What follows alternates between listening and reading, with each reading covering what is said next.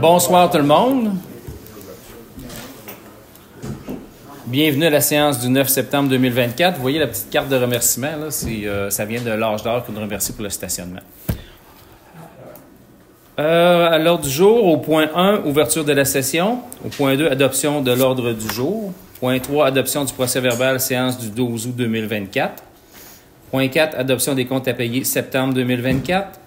Point 5, politique de prévention et de prise en charge du harcèlement, de la violence et de l'incivilité au travail. Point 6, service juridique pour l'année 2025. Point 7, Chambre de commerce et d'industrie de Drummond, cotisation annuelle. Point 8, TECQ, programmation finale. Point 9, renouvellement des licences annuelles summum.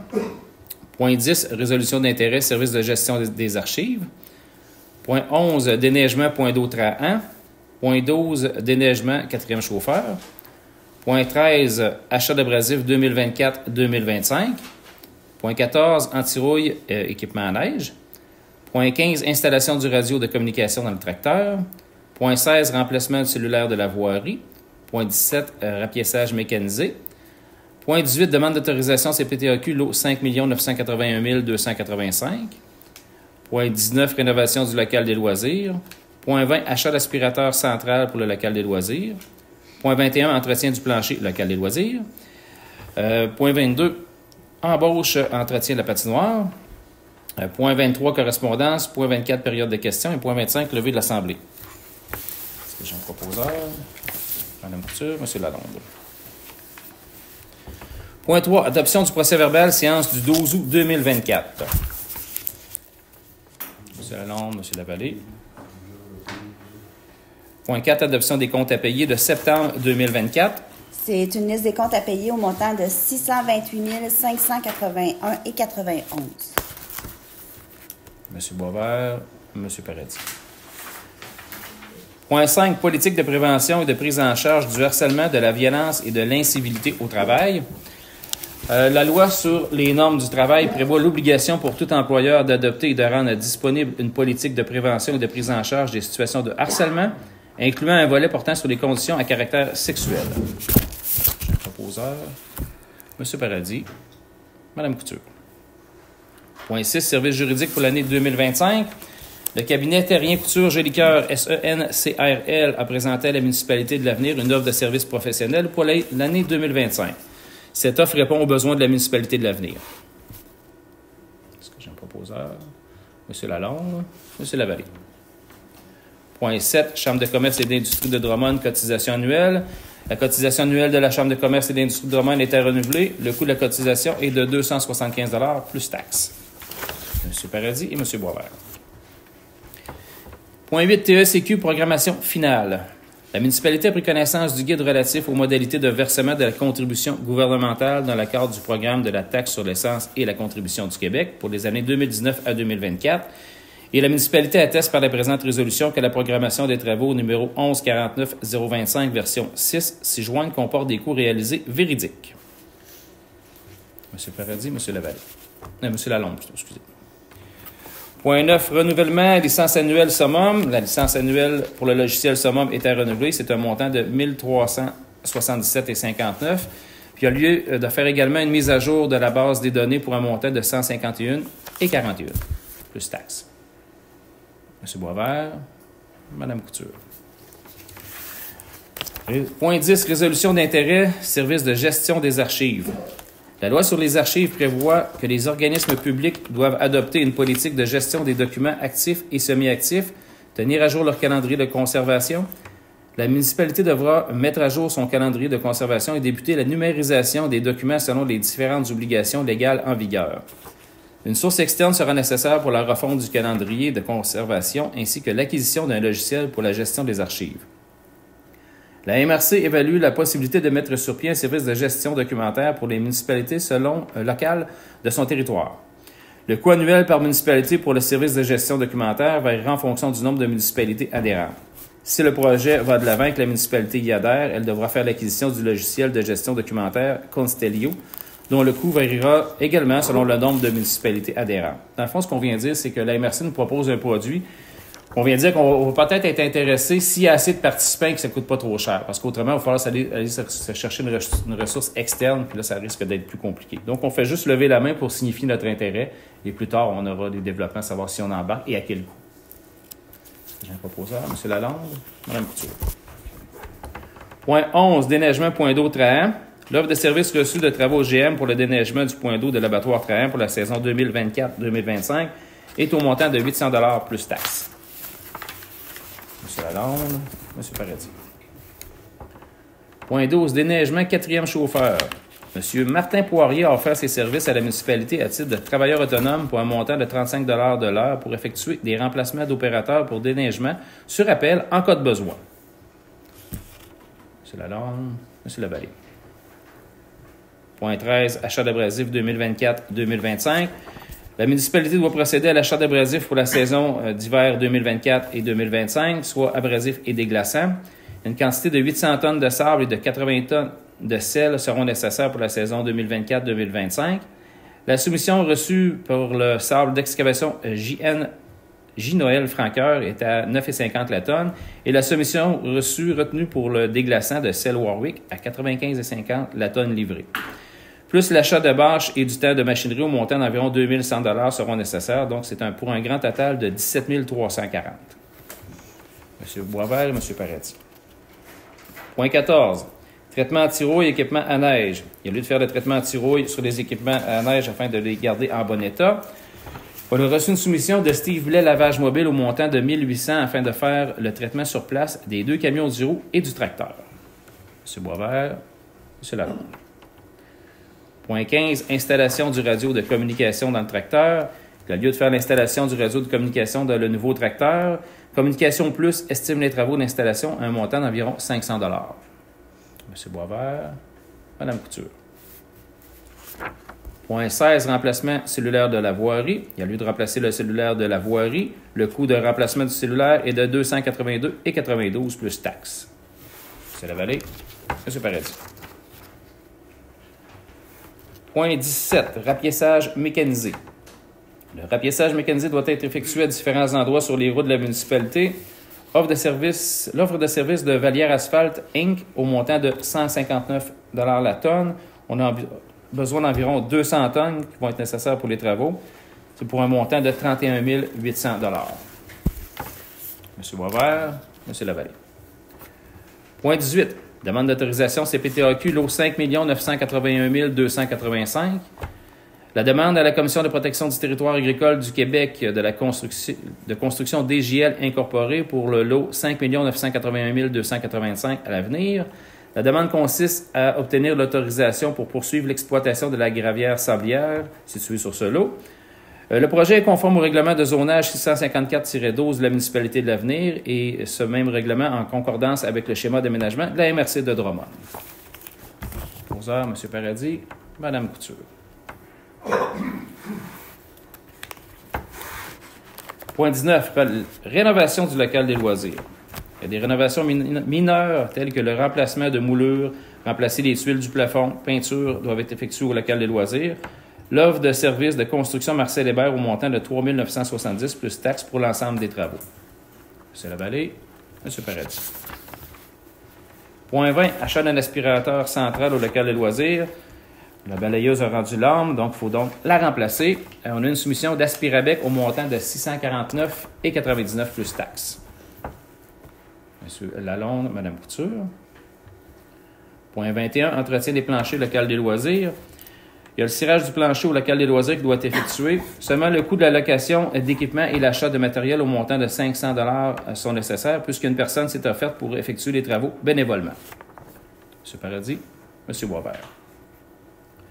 Point 22. Embauche, entretien de la patinoire. M. Guy Schenck, responsable de l'entretien de la patinoire l'an dernier, a manifesté son intérêt pour occuper le poste pour la saison 2024-2025.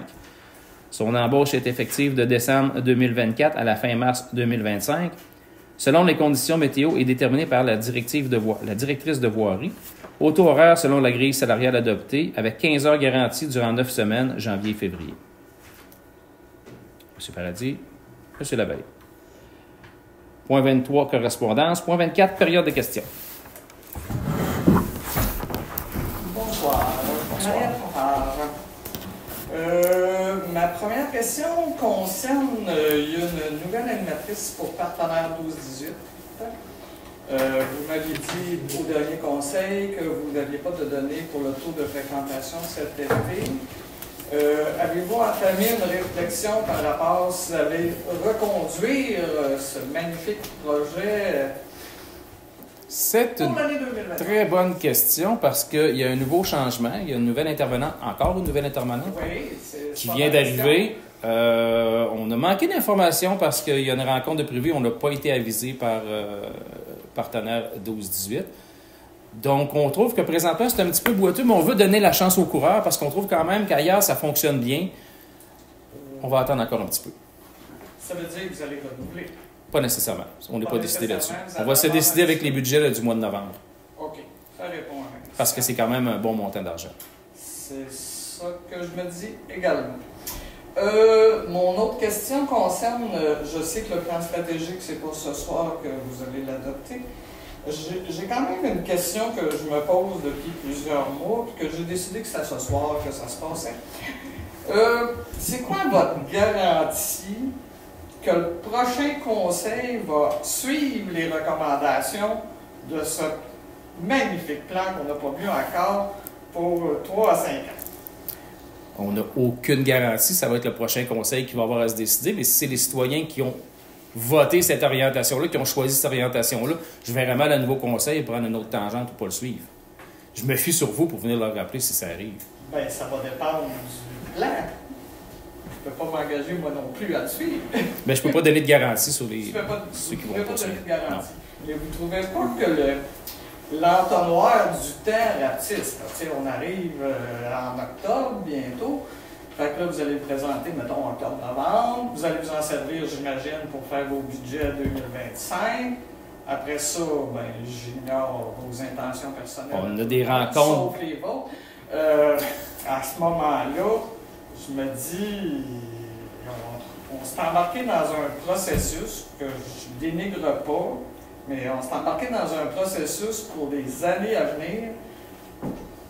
Puis vous autres, vous êtes dans une fin de mandat. Mais ça va être tout. Mon autre chose, c'est pas une question, c'est vraiment un commentaire.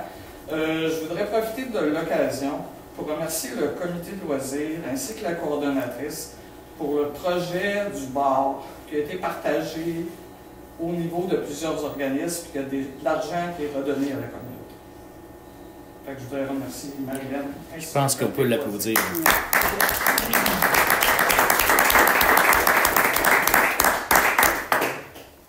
Mes autres remerciements, ça va aller au mois prochain.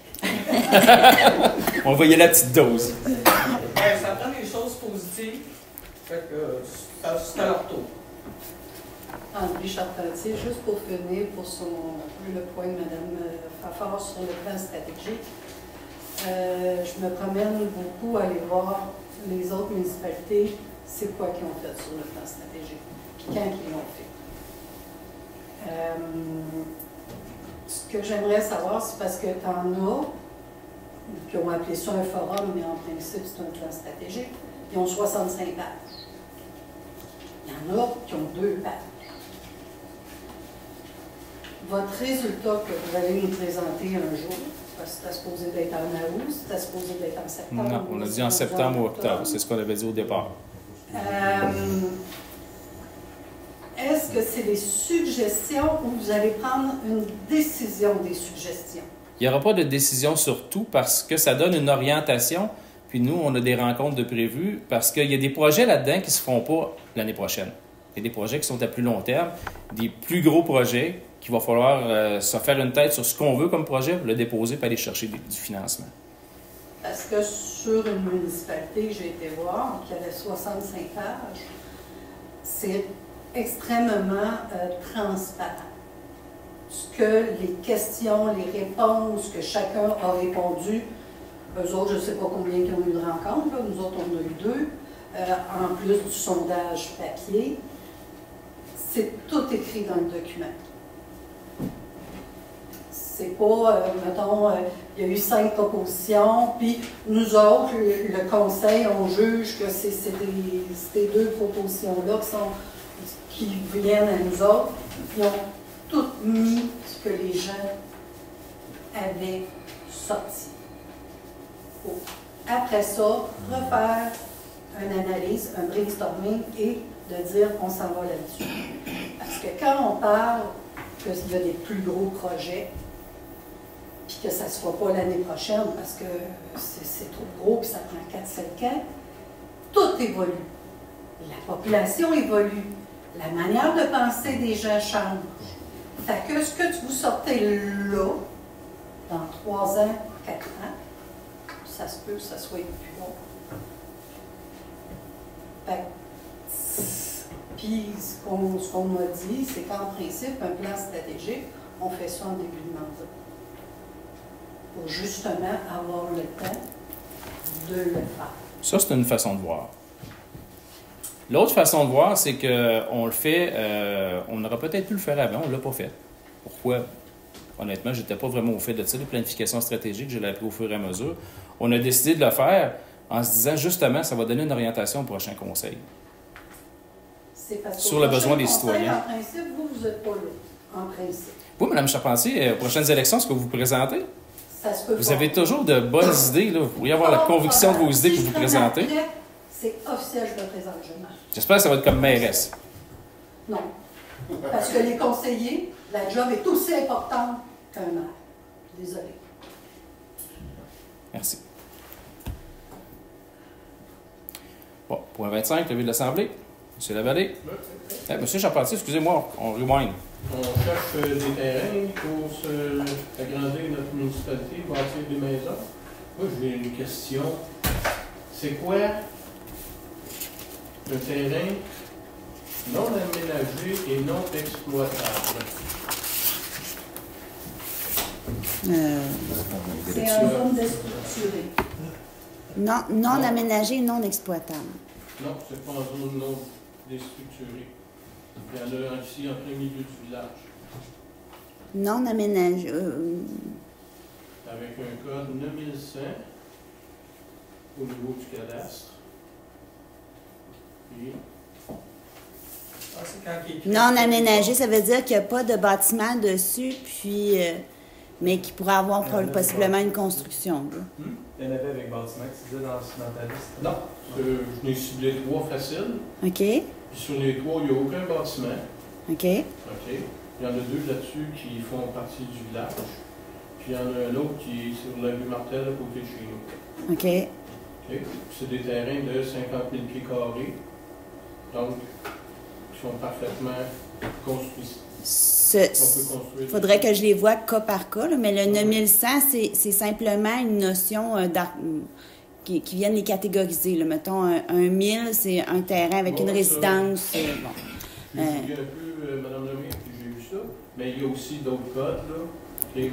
L'un, c'est 801, l'autre, c'est 105B, puis tout ça. Là. Puis, je veux dire, on est à la recherche de terrain, on s'en cachera pas. Oui. Peut-être poser la question à celui qui s'occupe du CCU. Aucune idée. Donc, je la pose ici, puis Mais votre question, pouvez-vous préciser c'est quoi la question en fait? Parce que ça peut être des terrains non aménagés, mais que le propriétaire veut pas le vendre. non, Ou, c'est pas une question de propriétaire. On lui refuse.